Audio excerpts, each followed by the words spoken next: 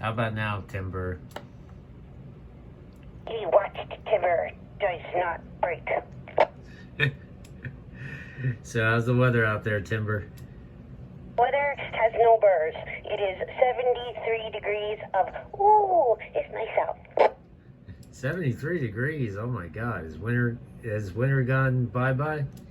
No, I'm afraid this is just false spring. There's still second winter right around the corner, and then real spring, and then fake summer, and then a little bit of winter burr for a day or two, and then real summer, and then we don't know after that.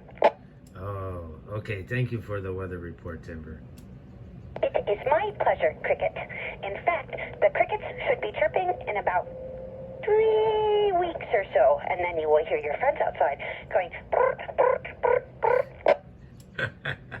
Awesome, awesome. Can't wait, can't wait. That's going to be perfect. Lots of cricket friends out there.